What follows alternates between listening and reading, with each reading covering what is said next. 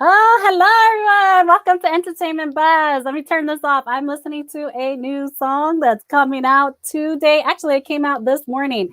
I'm going to share it with you in a little while. It's amazing and it's such a great dance song. So, welcome to Entertainment Buzz. It is that time of the week again. It is Friday. Woo-hoo. We have an extended weekend. Happy 4th of July to everyone. Happy Independence Day. We're going to have a beautiful weekend. Stay safe. And we have a great show ahead of us today. Before we begin, I would love to thank today's sponsor, which is Awakened Warrior. They are a yoga school, and now is the perfect time to become a certified 200 or 300-hour yoga teacher. The Awakened Warrior Yoga Teacher Program is an online training course done completely at your own pace. All of the graduates are eligible to register with Yoga Alliance, and you can enroll today and save. If you call today, the number is 818-668-7654. And that website was right there. We'll take a video look at that program at the end of the show today. So let's get started with our guest of the day. He is a writer, director, filmmaker, and he's an awakened warrior. Let's welcome Michael Baez from LA. Hello, everyone. Namaste. Namaste. Welcome, Michael. Thanks for joining us on Entertainment Buzz. Thank you. I'm so excited. What energy you have. I love it. Thank you. I love the sunshine back there. It's a nice day in LA, huh? Yeah. Give you guys a little sneak peek of LA weather. It's just beautiful all the time. Beautiful. Love it. So happy to see you. How are things going? Thank you. Really good. Really good. It's such an interesting time. Like, I've been telling all my students and telling all my friends, like, we have to just stay positive and, stay present and really look at what's good in everything that's happening. So I've been doing that myself and practicing lots of yoga and watching a lot of movies. Yeah, eating a lot of healthy food. It's great. It's great. I bet. And I'm sure you're just like brainstorming away, right? About future projects. Absolutely. It's been such a difficult time for everyone, but at the same time, it's been a good opportunity for people to get creative and re-strategize a lot of things. And sure, I just feel like so many things have been born out of this time too. Yeah, absolutely. Yeah. I think that, anytime you have so much time to reflect, whether it be yoga related or just life in general, it forces you to look at, okay, where am I with my life? Where do I want to go? What are the lessons I've learned? And really appreciate the little things, like being able to go to the movies, which I haven't done in 4 months. I'm like, oh, I missed the movie theater. It's so true. Yeah. Oh gosh, I miss the movies and restaurants. I know. Yeah, I love eating out. That's been, although they're starting to open up, and we've been to a couple of them, but it's not back to normal. It's not. But it's amazing how you really start to reflect on the things that you took for granted before. Yes. Absolutely. It's the little things that make a big difference. And you see, like, just being able to go out to the park with my son and play, but now we can't do that. So it's like, oh, it's wow, that how we took for granted, this freedom that we had, and that now we have to, like, just focus on other benefits and other things that we can do. So it's a lot of mental work. It is. It's a lot of mental work, and so I just keep thinking, okay, we're going to have this newfound appreciation, right? Like we're talking about. And so when things do resume back to some type of normalcy, I mean, how much greater is life going to be, right? That's the hope. I know for sure. So Michael, you are a multi-dimensional person. You're a writer, director, producer. You've done acting, like you get behind the camera yourself, like you get your hands dirty, you do everything. How did you get your start in this industry? What interesting is that when I was about, 7 or 8 years old, I remember watching the show Different Strokes, if anybody remembers that show, Gary Coleman. And it was the first time I had this moment of, like, he's a little kid, I'm a little kid, I want to do what he's doing. And I went downstairs and told my mom, I want to be an actor. And my mom being so supportive and amazing as she is, she went and got the backstage newspaper when it was a Oh, newspaper. okay. I know the Uh, backstage. yeah, Yeah. exactly. It started circling, auditions, and we got headshots done, and then I started going on these auditions, and I got a lot of like NYU student films. Being born and raised in New Really? York, yeah. So I was doing all these little independent NYU student films for their thesis and things like that, and that was my first sneak peek and taste at it. I was like, wow, this is amazing. I love it. Then I, kept going, did that for a little while, and then finally. Took a little break because I was told, well, if you learn how to speak Spanish fluently, which I didn't, you probably have more opportunities. So I took a little break to learn Spanish and then didn't go back. Then I discovered martial arts. Did that for 10 years and became a second-degree black belt instructor, was teaching martial arts, and which is actually how I met you. Yes. It's awesome. And What then, you talking about, Willis? there you go. So then from martial arts, I got introduced through the instructors of the karate school. A lot of the instructors were going to Tony Robbins and taking seminars with Tony Robbins, listening to audios. So I went to a Tony Robbins seminar. Oh, I love And Tony Robbins. yeah, amazing. And I did a really powerful seminar where you have to make a big life decision. And I decided, you know what, I want to get back into I You walked walk on across fire, right? Yeah, I walked across fire. That was amazing. Barefoot. Incredible, 12 to 15 feet of burning hot, red Oh hot my goodness. coals. I have not done that yet, but I would like to one You should day. do it. Everyone should do it. It just really, it gets you to see, like, what you think is impossible physically is not.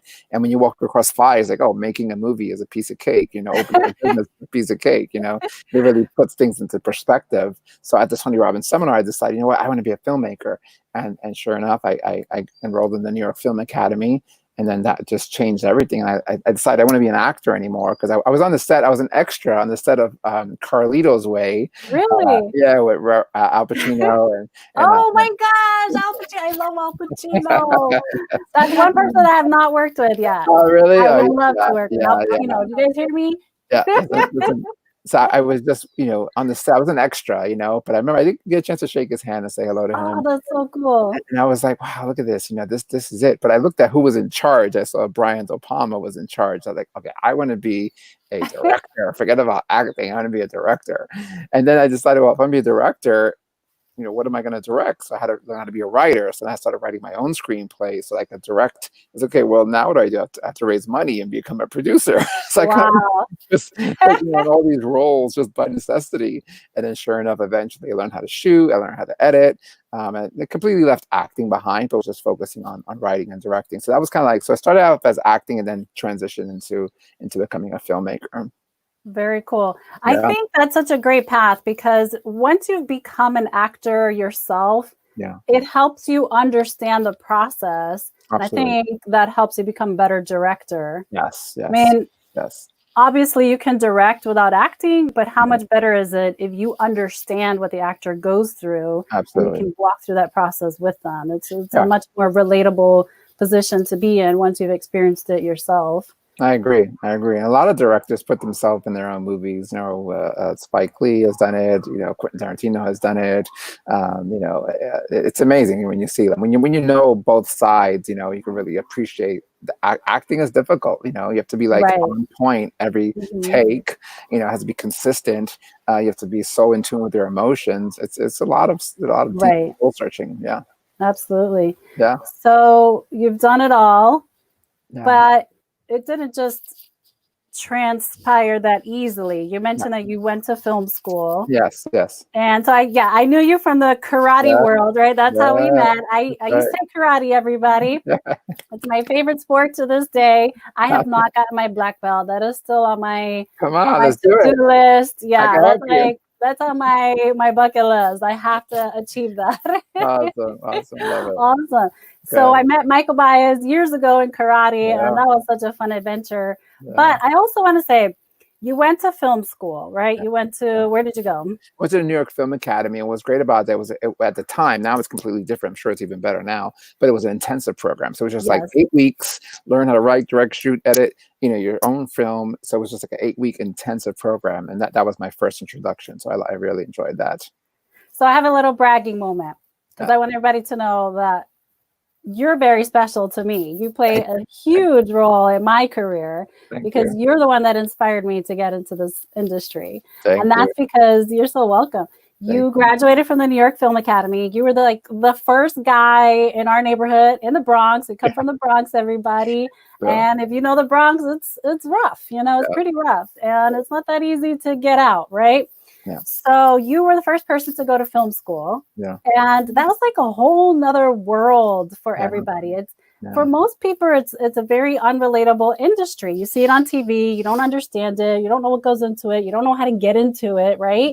And you kind of like broke that barrier for a lot of people in our neighborhood. You did something so out of the box. Yeah.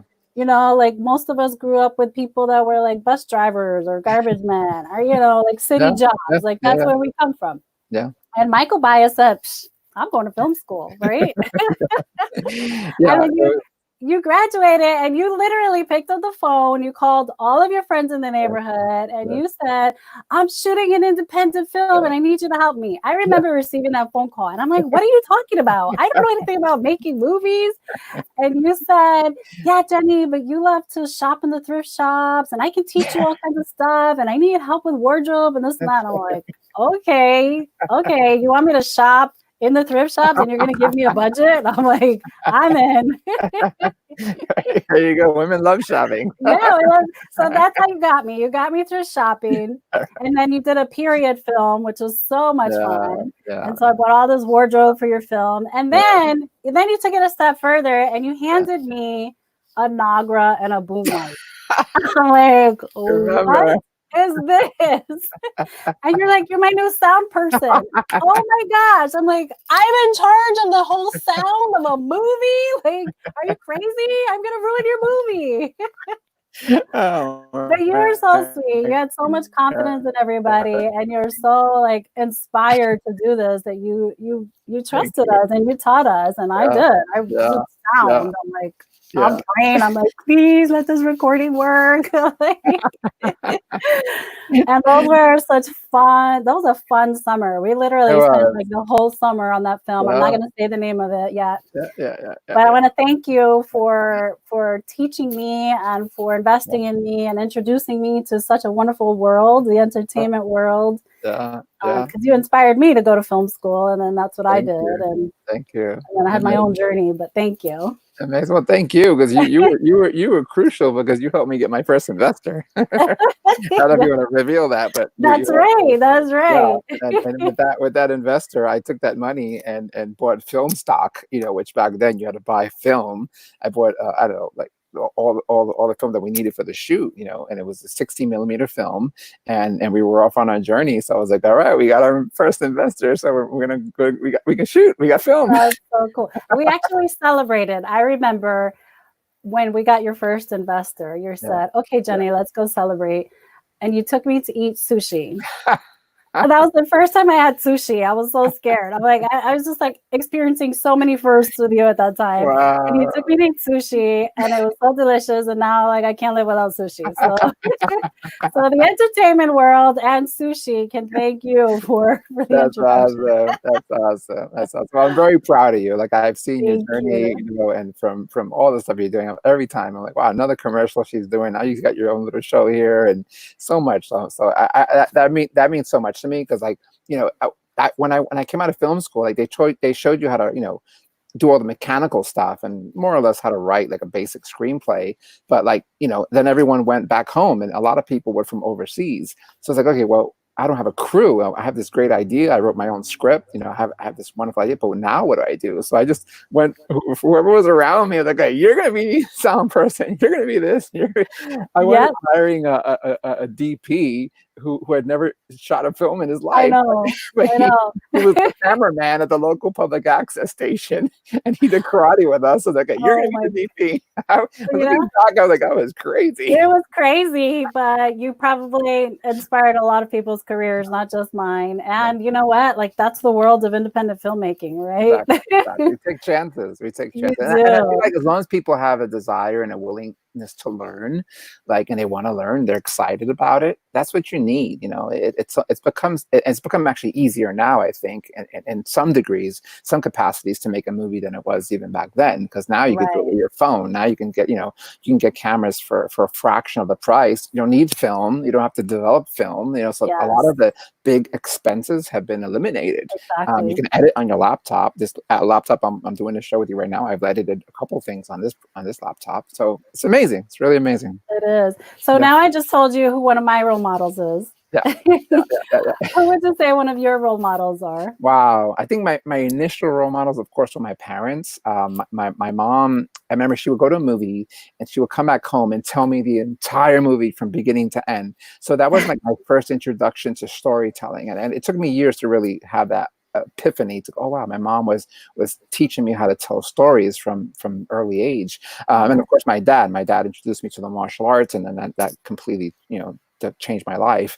So I would say those are my first two, not only for being your parents, but they taught me a specific gift and a quality that really grew and developed into something greater. And then eventually, as I got into film school, into filmmaking, a really huge mentor of mine is my screenwriting mentor. His name is Eddie Pomerantz. I was at the Writers Guild in New York registering the script of the movie that we shot. I was registering, and I overheard the receptionist talking about this screenwriting workshop that the Writers Guild was offering. And I got so excited, and I enrolled, and it was free. And then Eddie just has been my mentor, even till now. Even the most recent screenplay I just wrote, this was over 20 years ago.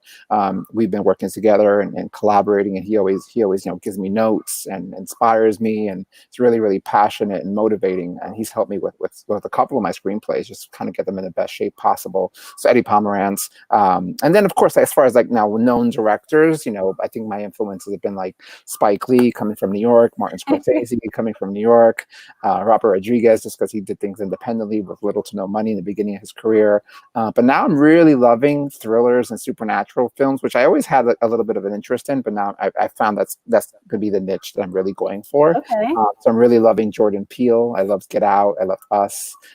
He's become one of my favorite directors now.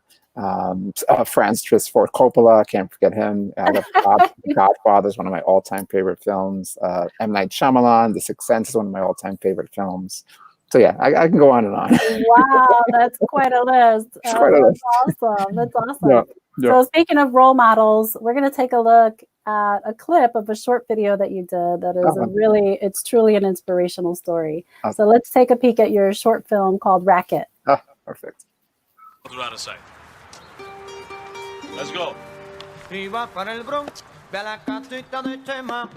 Iba para el Bronx, ve a la casita de Chema. Calle Repica locuro, tocando bomba y tocando plena. Calle Repica locuro, tocando bomba y tocando plena.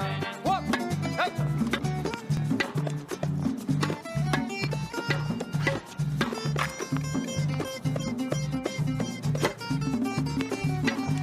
There we go.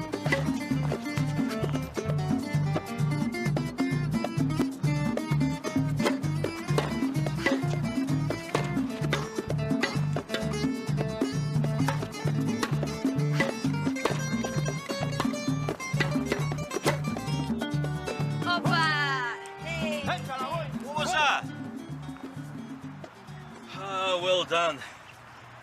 Very well done. Tomorrow, we're going to learn the most important lesson of the game. Which is? Hey, your racket. That's not mine. It's yours now.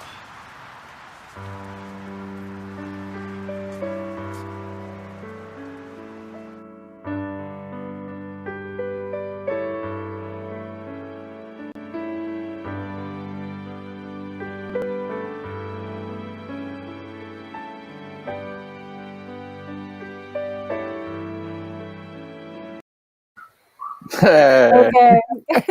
that brought tears to my eyes. That was so nice. I'm an inner city kid just like you are. So that really touched home for me.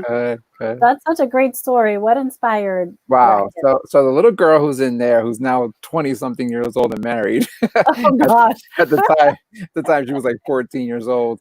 Her name is Patricia, and I met Patricia through she was at a local school in the Bronx, and my ex-wife, who's still my best friend now, my baby mama Janisha, Oh gosh. Hi, Janisha. baby mama, Janisha was her drama teacher, and I went to go see a show that they were doing, a little Christmas show, and she played the Grinch. It was called Oh. the Grinch Who Stole Christmas, but it was like a Bronx version. It was What? hilarious. I need to see. That's my favorite movie. I need to see Oh, that. it's so good. It's so good. So Patricia was the Grinch, and it was her first time acting, and she had such a big presence. She was so strong, so confident. I was like, I want to work with this little girl. So I spoke to her mom in the audience, and we exchanged information. And I was like, your daughter's amazing. I want to work with her.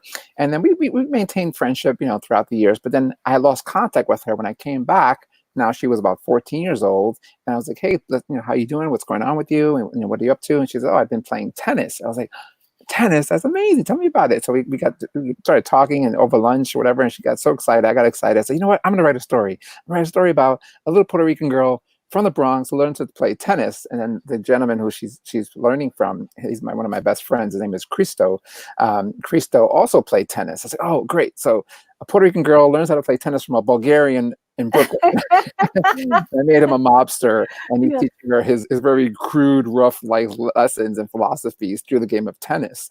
And then she wound up becoming a tennis player and has success and becoming a tennis player. So that was the inspiration. And Racket went on to win a few film festivals.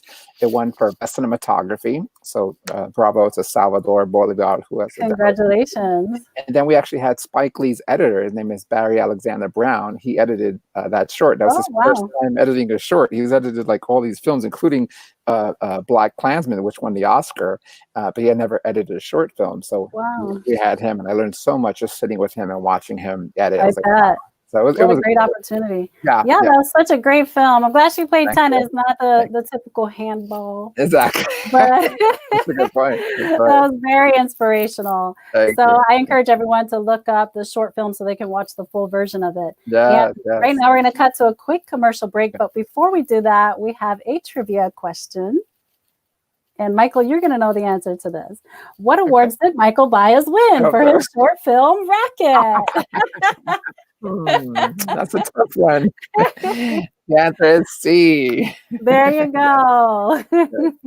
Awesome. So we'll be right back after this commercial break. Awesome.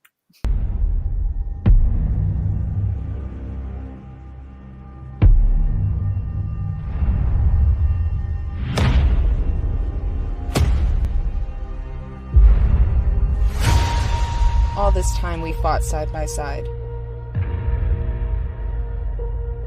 We trained together.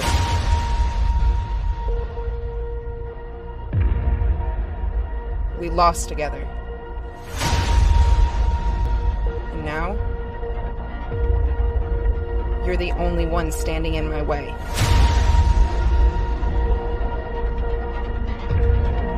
It's been a while, old friend.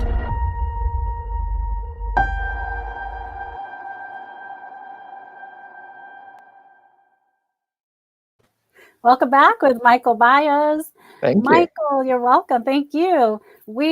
I'm curious to know, I noticed in your films you use a lot of your cultural influences in that. Just like in Racket, there's a little salsa playing, and there's a lot of New York stuff, LA stuff kind of combined in your films. What's the importance of that to you? And tell us a little bit about that. Yes, two things. Well, speaking of the music and Racket, there was a group that was a local group called Yerba Buena, and Tato, I'm going to give a shout out to him. He's in Puerto Rico now, but I met him, and he allowed us to use the music. And actually, when we did a screening for the cast and crew, him and his group came and played live, which was pretty amazing. But music is a huge inspiration. I think growing up in New York, music is always playing, right? Whether you're playing music, or you wake up on Sunday, your mom's cleaning, she's blasting music, or you go to school, you got your headphones on. Back in the days, there was a Walkman, a CD Walkman with a cassette player. Yeah, I remember those. Remember those days? So music is such a part of the New York culture. It's the birthplace of hip hop, jazz. I just love incorporating music into my film. And New York itself is just, in my opinion, one of the greatest cities in the world. And there's so many cultures. Just riding the subway, which in Racket we actually went on the train and shot some scenes on the subway. That's such a big part of the New York culture. And I think the number 6. Yeah, the number 6 train. Okay. That's right. Yeah. We shot in Parkchester. The number 6. Okay. That's right. Yeah. So I think that just, New York is a great backdrop, and it's a character unto itself. And for years, I couldn't write any other stories outside of New York. Like I would always write, even the most recent project I wrote, it eventually goes back to New York. So I just love, I just have this connection to New York. So just who I am. Nice. Well, this next clip's got a combination of New York, LA, gangster vibe. Nice. A little comedy twist. So let's take a look at Sweet Tooth. Awesome. Get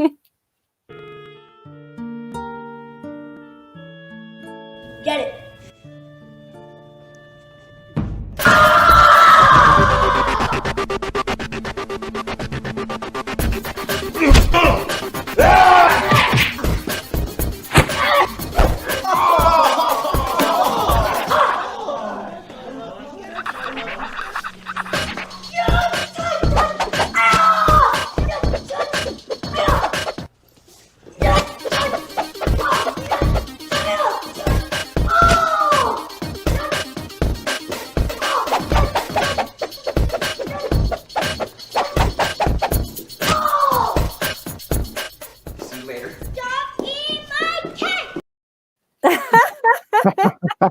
Stop eating my cake. They're serious. Oh my God, that was great. That was so cute. How in the world did you cast these little marshmallows? Oh my God. And that gangster, he was so good. He's great. So Sweet Tooth, actually, what happened was, this was years ago, Steven Spielberg created this show called On the Lot. And there was a whole thing where they just wanted all filmmakers to submit films, and then they would pick, whichever winning filmmaker to be actually on the reality show and then show you making a movie. I remember that. Yeah. So that was our submission. Unfortunately, we didn't get on it, but that was our submission film. And then with that film, we went on to win something called a Telly Award, which is another. I hope I didn't give away my answer for the trivia. So we won the Telly Award, and then the kids. I went to a tournament. I was in the martial arts, as you know, and I went back to the tournament world just to kind of check it out, see what's changed. And I discovered these kids. I was like, holy smokes! So that was Sammy Smith, who's a world champion. She put me to shame. She's incredible. She was really amazing. Yeah. Then the other girl, not messing with her cake. Oh yeah, that's all right. Then the other girl is Dana Hewer, and Dana and her brother, who there was another clip. If people watch the film, they'll see the full scene. Her and her brother are just incredible. So I was just like so inspired with these kids. So I get my inspiration just it just comes where it comes. So I went to the tournament and I was like, oh my God, I got to write something with martial arts. And then Raymond, who was the little, we called him King Cupcake. He was like the bully. him and his posse, his little crew, go around and basically crash birthday parties and eat all the sweets. So one of my best friends, his nickname is Bizcocho. Oh, Bizcocho, shout out to you. I love you. But yeah, he was like obsessed with cake when he was a kid. And in the Bronx, if you're obsessed with something, that's it. That's your new name. That's it. You get stuck with that name for life. Exactly. So that was our film, Sweet Tooth. So that was a lot of fun. Janisha co-wrote that one with me and co-directed it, and I edited it. So it was really fun. That was one of our first films that we did together. That's another must watch. She's so cool. She comes out of town. I love that. She's hilarious. She is so hilarious. So we're gonna look at another trivia question and then a commercial break. Let's see what's up next. Okay. What was Michael Baez's first feature film shot right out of film school? This is a tough one. Another time. I didn't give it away earlier. Butterfly in the Fire, Spanish Harlem, or Awakened Warrior? It is B. Spanish Harlem. Yes. That was such a fun movie. I need to get a copy of that. I know, me too. Yo, you too. We shot it. We did. It was on VHS tape somewhere. My mom's house. I know my mom has it. She keeps everything. Yeah, you gotta transfer that. Yeah, I gotta look for it. Exactly. Awesome. Okay, let's take a quick break and we'll be right back. Okay. At Duke Energy, we deliver electricity and so much more, like free home energy assessments, rebates for energy-saving improvements, payment options to help you better manage your budget, and even bill credits for helping the community use less energy. So no matter what you're doing, we can help you make better energy choices every day. It's just another way we bring power to your life. How much can you save? Welcome back with Michael Baez. Michael, we're going to have Janisha on this show one Yeah, day. you should. She's really a big part of today, too. I was thinking about that yesterday, watching all these shorts. I had so much fun watching her. That's too funny. She worked on this next project with you also, called Saved by the Pole. Yeah. What were your roles in this film? This was a crazy one. So what happened was, once I came out of film school at a New York Film Academy, and I did Spanish Harlem, and I still had my connections to the martial art world. So a buddy of mine reached out to my karate instructor and was like, hey, I want to do a TV commercial. Can you ask Michael if he'll do my commercial? So sure enough, I went and said, yeah, glad. I just shot an 1.5-hour movie. A 30-second commercial is a piece of cake. Right. So shout out to Delgado Karate for hiring me. So that was my very, very, very first commercial. And sure enough, the local cable provider, which was Cablevision at the time, saw my commercial, saw how fast I did it, how professional it looked, and then they brought me in as a freelancer. And basically, since then, I've done over the course of 20 years, 300 TV commercials for them, which is amazing. From doctors, dentists, lawyers, restaurants, you name it. I did 4 strip club commercials. Oh my goodness.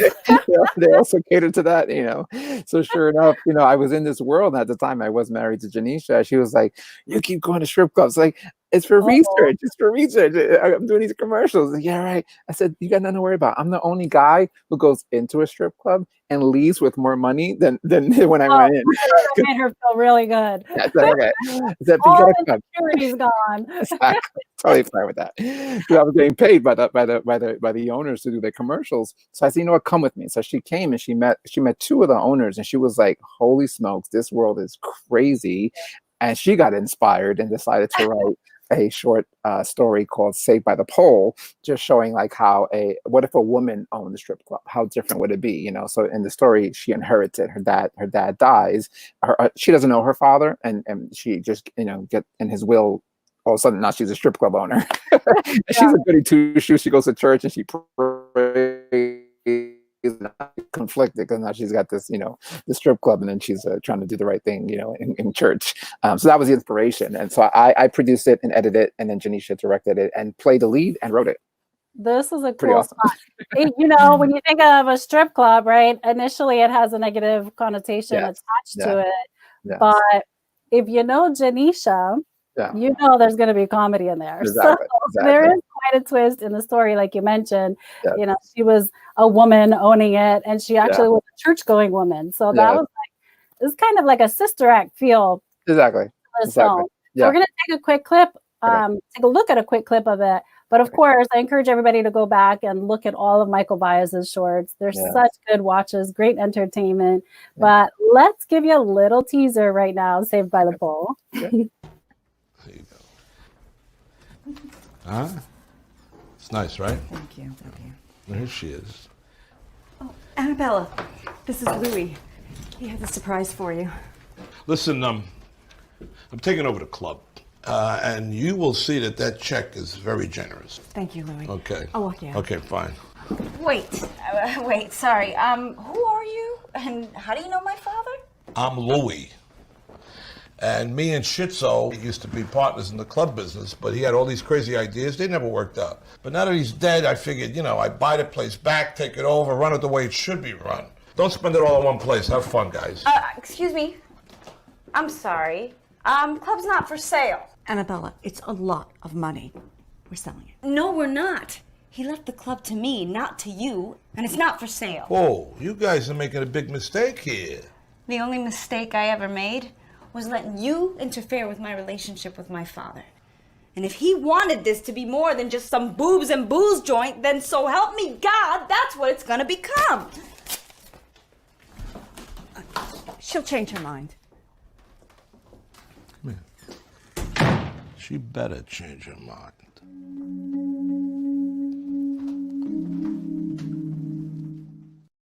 Uh-oh, don't say those words to a woman. That's trouble right there. Right. It was so hard to pick just one clip of this film because there's so many great spots in it. But that's definitely a good teaser because now we left everybody hanging and they have to see what she does with this happen. So and the gentleman that was in that clip right there, that's Vinny Pastore from The Sopranos. Oh, okay. Yeah, if you watched the earlier seasons, he played the character, excuse my language, Big Pussy, that was his name. Okay. But he's an amazing actor, and it was just a thrill to work with him and to have him, be part of the project was amazing. He just has that presence, that menace. He's a sweetheart. He has that menacing, strong energy. So that was really great. Him and Janisha had good chemistry, and it was a lot of fun to watch them work together. It was so much fun. That was a great project. Yeah. You just keep pumping them out, Michael. It's just like one after the other. You have one that you're working on now in Puerto Rico. You'll be shooting in Puerto Rico, right? Yes. So what happened was after I did Spanish Harlem, I started working on this idea for another screenplay called Butterfly in the Fire, and that came, interesting enough, from a nightmare. I had a really bad dream that the person I was in a relationship with was not who she said she was, and I woke up and started writing down the ideas, and it evolved. That never happens. Yeah. It evolved into something completely different. But I presented that to my writing mentor, Eddie Pomerantz. He was like, Michael, this is really, really good. You got to work on this. So we spent 2 years working on this script. He sat with me side by side. We would meet once a week, whether it be at the Writers Guild workshop on Saturdays, or he would meet me during the week when I was working for Xerox, and I would freelance. Go to different centers, different copy centers. I was on this, they call them the floater team. So I was like a temp, basically. Okay.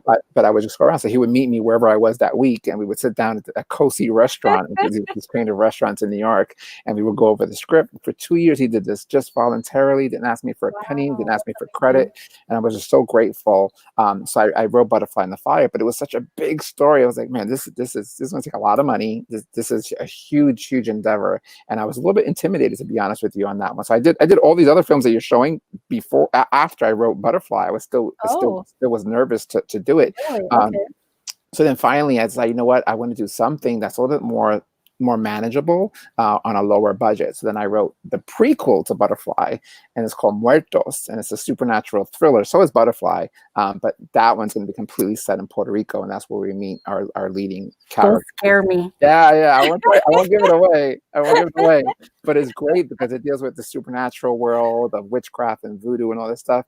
But it's also the main character. Her name is Yoli. She's a MMA fighter. So we meet her, and she's tough, and she's fighting in the ring. So I incorporate my martial art background into that world, and then but set it in the supernatural kind of spooky world. So that's gonna be all set in Puerto Rico, and then Butterfly continues on that story, but that actually goes to New York.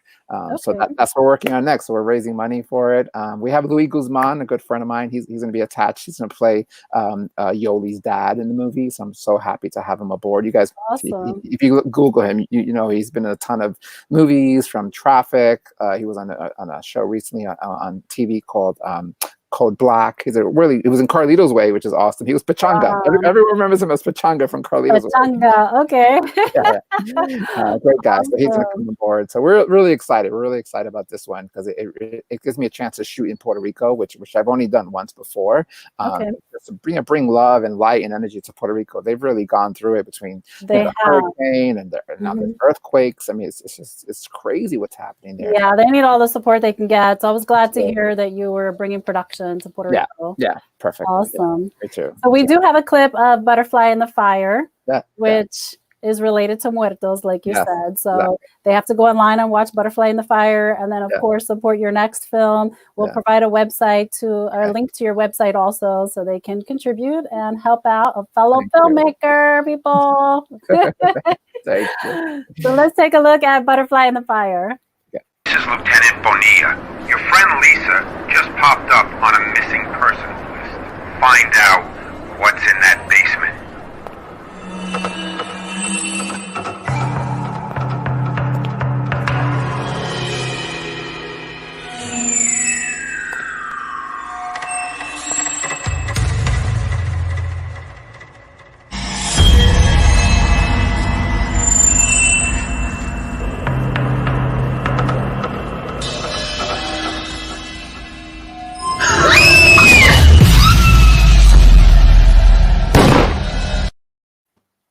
Oof. That was scary. Scare me. I'll stick to the comedy. Right. It looks great. It looks great. Thank you. Awesome. Thank you. So we wish you luck on Muertos. Definitely keep us posted on that. Thank you.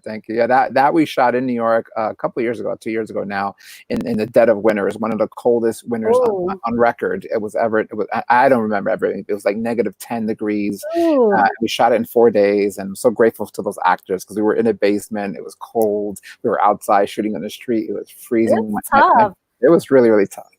Some people don't realize like what we go through, both in production as crew and as actors. Yes. We work in extreme conditions. Yes. I'm fortunate that we're here in Florida, but it does get cold here, and we do a lot of our summer shoots are done in the winter. So thank God it's not -10, but we will do shoots in 20, 30 degree weather. Yeah. Sometimes I'm on boat shoots in a bathing suit in 30 degree weather. Oh, it's horrible. Oh my God, it's hard. But it was fun. That was a fun one to shoot. And now again, that's the genre I want to go in, more supernatural, more thriller, and it was really fun to do that one. Shout out to Denise again. She plays Yoli in that one. In that version, she played Yoli, and then Sebastian played Xavier, and then the dead girl who reaches out for us is a good friend of mine named Angie Castro. So I really like to work with the same people as you see, or people who I really connect with, have the same passion and the drive. And we've been very fortunate. And Sebastian's another great actor. I met him in New York, but he's from Colombia, and Angie's from Colombia too. So it's cool. Yeah, it's very cool. I love when people support their local businesses and economy, of course, but fellow industry workers, whether it's actors or crew members. It's so important to do that. So kudos to you. Awesome. Thank you. So Michael, we're going to cut to one more commercial break, and then we're going to talk a little bit more about the other side of you. Yeah, go.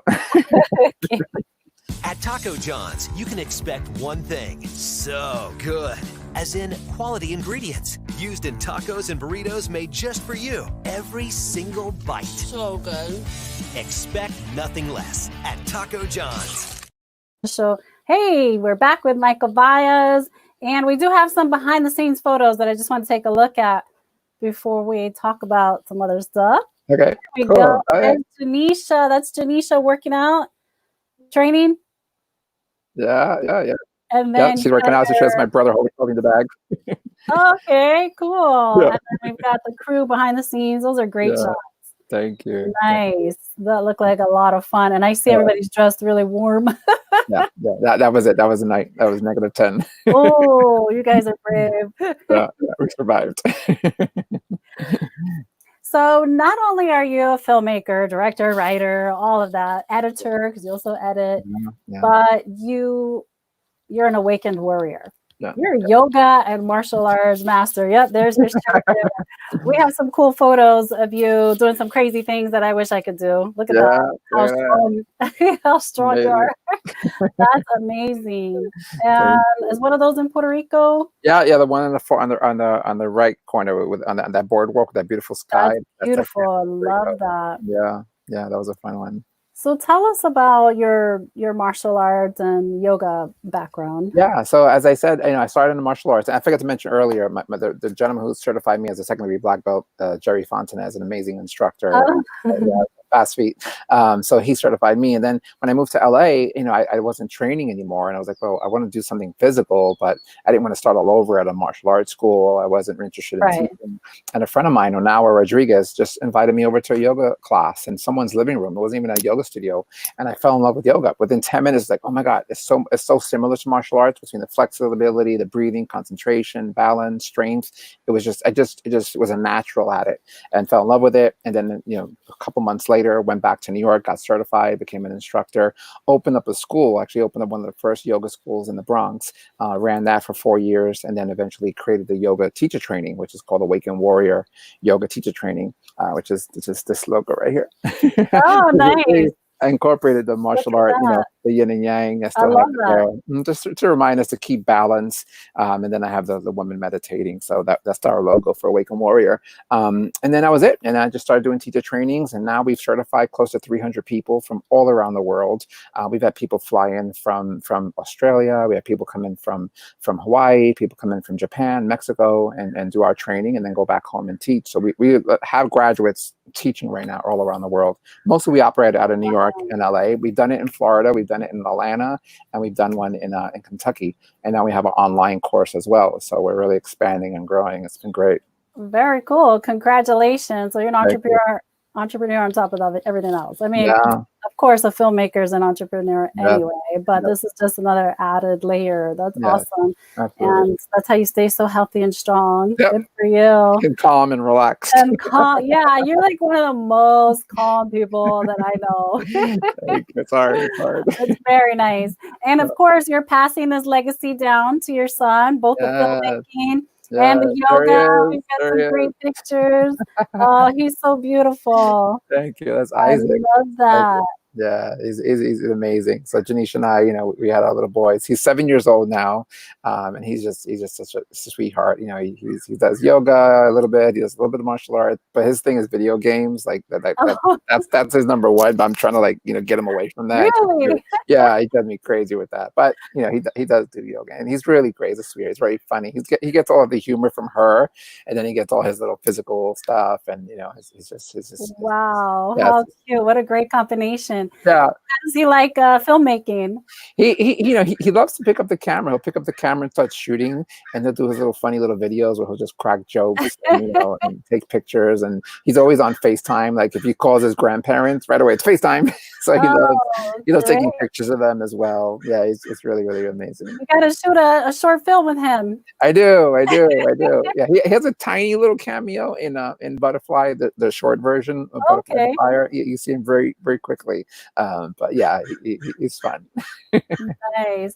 Well, Michael, thank you so much for joining us today. We had so much fun with you on the show, and what a journey you've been through and walked us through. Thank you for sharing all of this great, entertaining video footage and just your experience with us. Yes. Yeah. If anybody wants to get a hold of us, you can find us through butterflyandthefire.com, which is the website there. Awakenwarrior.yoga is a yoga website as well. If you want to do teacher trainings or just, get your Zen on. Excellent. Thank you so much, Michael. Thank you. Posted about all of your future projects and FaceTime us from Puerto Rico. Okay, we'll do for sure. Send you videos. Sounds great. Thank you.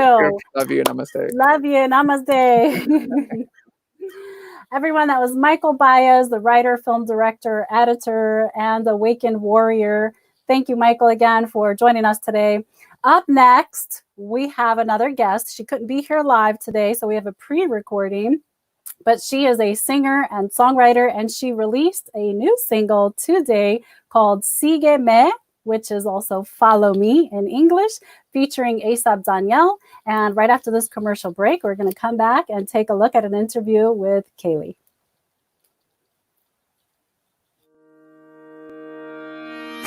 You need time to stand still or get up and go. You need to unplug or to reconnect with those who matter most. You need to kick back, to dive in, to have your moment in the sun. You need a palace to lift your spirits, to taste the finer things. You need room to feed your soul, to remember why you travel. You need Lowe's.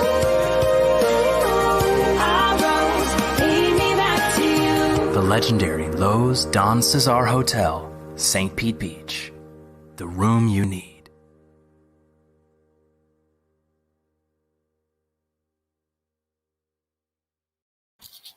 Okay, I am loving this song, and you're about to hear a little clip of it. Again, we're going to meet with Kaylee Velazquez, known as KB. This is her new single called Sigueme, Follow Me featuring A$AP Danielle, who has an added layer of rap in there.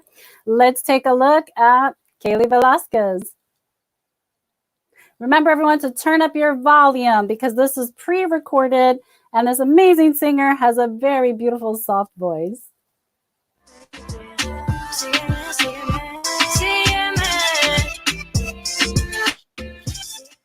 everyone, we have Kaylee Velazquez here with us. She couldn't make it to the live show, so we're doing a pre-recording with Kaylee. Kaylee, welcome to Entertainment Buzz. Thank you. Thank you for having me. I'm so excited to be on your show, and I feel honored that you thought of me, of course. Thank you. I'm sorry you couldn't be here live today, but I know it's a super busy day for you with your new single coming out today. I'm sure your schedule is totally packed. So congratulations. Thank you so much. I really appreciate it. You're welcome. So tell us about your single. I have the photo here, which is a really cool cover of you and A$AP Danielle.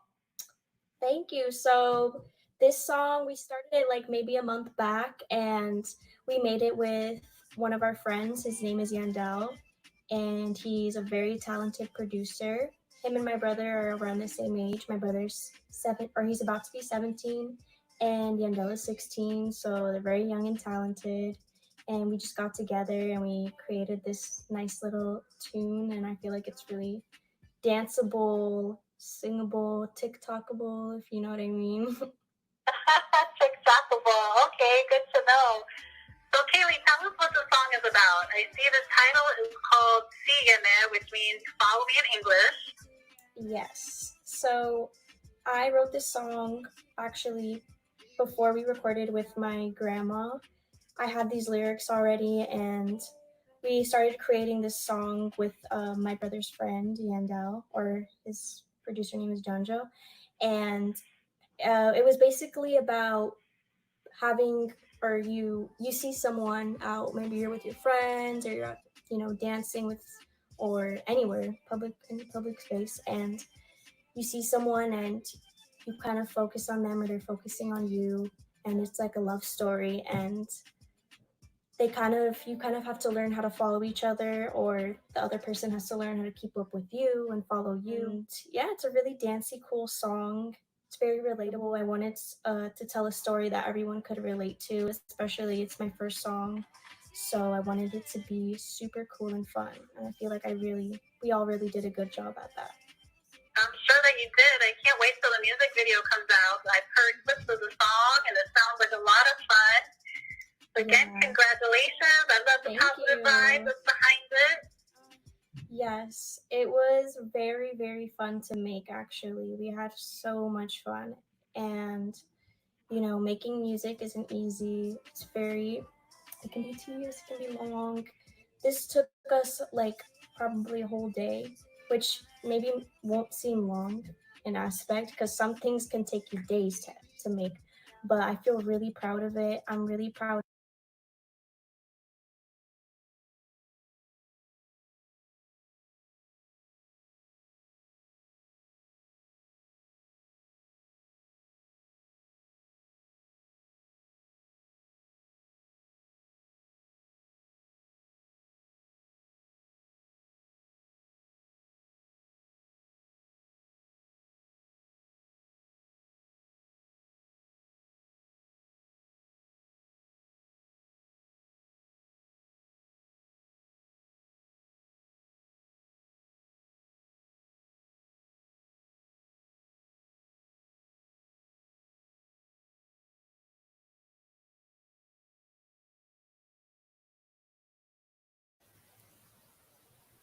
Hello, we just had a little glitch with the video. We're going to cut to a quick commercial break.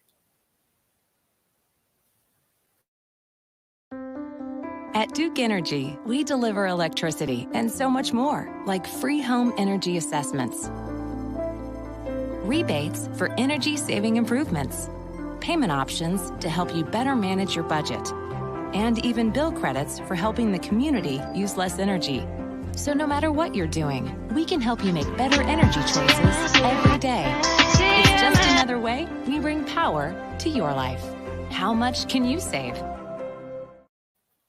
I'm not picking it. Making music isn't easy. It's very. I hear it coming back on. This took us I'm not picking it up. probably You a whole pick day, it up. I'm not picking it up. Well, somebody's got to pick it up. Because some things can take you days. I'll pick it up. They're clean. Cause my hand is clean. Oh yeah, I'm Charmin clean. That's how I know they're clean. Charmin Ultra Strong is woven like a washcloth and just cleans better. Yeah, I'm Charmin The clean. kid does have a point. My hand is clean. Yeah. Enjoy the go with Charmin. And for an extra clean finish, try Charmin Flushable Wipes. Okay, we're back with Kaylee Velazquez. Let's finish that interview. Really proud of my brother as well, because he's definitely has been, or he could be shy and kind of afraid to come out of his shell. And that's why I love music so much, because it makes you come out of your shell. Even if you're a dancer or maybe a creator that just uses music as a way to kind of come out of your shell. And that's what it's done for me, for sure. It's really made me realize that I have more to offer than just being, a writer, being behind the scenes. So I'm really proud that my brother and I were able to kind of come out of our shells and put this out into the world, because it's definitely scary to share your own projects, because you're thinking of what other people are going to think, which, I want to definitely tell others in my music that you shouldn't really listen to those voices. Just listen to your own voice, listen to your own wants, needs, and all of those things, because that's more important than what other people are going to think. Nice. Well, very well said. How old are you, Kaylee? I'm 21 years old. I just turned 21 in February. You're still a baby. You hear that, everyone? Kaylee Velazquez is 21 years old. She's releasing her first single, and it came from such a place of positive motivation and inspiration, and she's really spreading the good word to people her age. And you're such a great role model, Kaylee. You and Danielle, thank you for stepping up to the plate and being role models to other people your ages. That's awesome. Thank you so much. I appreciate that. That is a big goal of mine, to be a role model for others, and just to show that, you're not perfect. None of us are perfect. And it's okay to, be yourself. Absolutely. And before we let you go, tell everybody what your title is and what you're working towards. You have a Beauty Queen title, don't you? Yes, I do. And I'm really proud of this as well. So I have the title of Miss Emerald Coast, and this was my first year or first time competing. And I'm really proud of how far I came. And I'll be competing again in November at USA National Miss. And I'm super excited, really, really excited, because this is an organization that really, really, really prioritizes just teaching women, and even just kids in general, the importance of being kind, of being a person that endorses peace, and just being a person that really, really, really prioritizes kindness. That's something I emphasize, is being kind. So I'm really happy to be a part of this organization, and I'm really, really excited to compete in the fall. Well, congratulations to you. I hope that you bring home the title. You are definitely a great representative of this title. Thank you so much. So you're going to do great.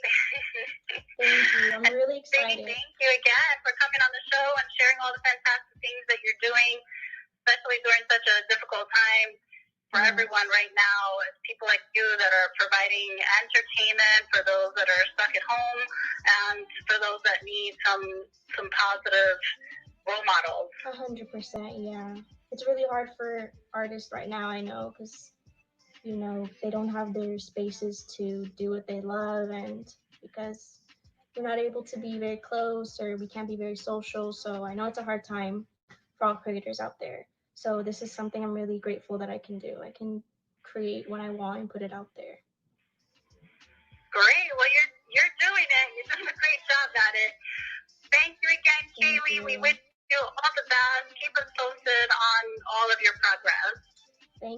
so much. I appreciate it. Thank you. Bye-bye.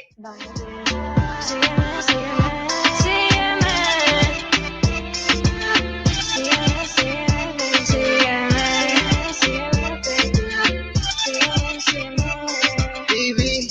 Yeah. Okay, baby. Kaylee Velazquez featuring ASAP Danielle on their new single, Sigueme. Check it out. It is available today on Apple Music and Spotify. I already bought my copy, so I've been listening to it this morning as I was getting ready for the show. Everyone, thank you again for tuning in to Entertainment Buzz, where we interview seasoned veterans of the entertainment industry, but we also feature new and upcoming artists. So we are a broad spectrum here, and let's keep it going. Keep watching every week, Friday at 1 p.m.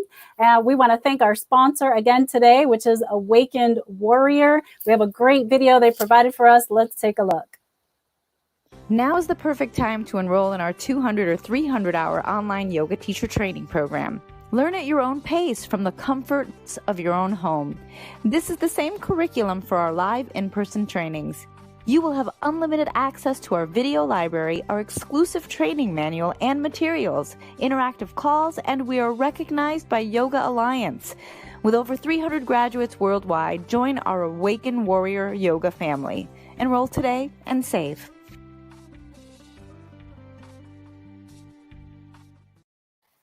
Woo! I need to take a yoga class. It's been a while.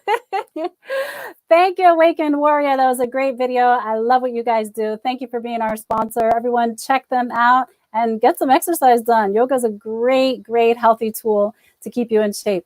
Thank you again for tuning in to Entertainment Buzz. I'm your host, Jenny Rosario de Casiano. Please make sure to follow us on Facebook at Florida National News, on Instagram, also at Florida National News, and of course, follow me on Instagram as well at Jenny Rosario 8, and 8 is for infinity. Have a wonderful day, everyone. And again, happy Independence Day. Have a great weekend. See you next week.